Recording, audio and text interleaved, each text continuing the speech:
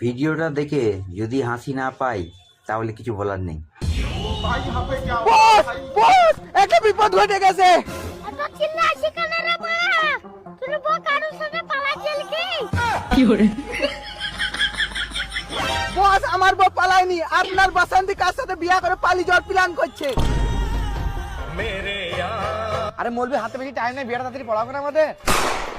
এবার চোদের ভাত আমি থাকছি, তোকে বিয়ে করতে পারবি না। কিরে গোবর, এটা তোর বোন নাকি? এবার ও আমার বোন না, ও আমার জান। এই শালা টক করে উঠবো, নাহলে পুঙ্গা গুলি মারবো, সোজা কাছে চল যাবি। এবার আমি আমার জানকে বিয়ে করবো।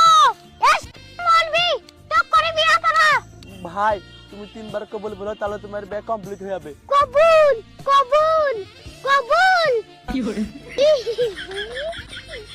আজকে আমার স্বপ্ন পূরণ হলো। কই তোমার মুখটা দেখে।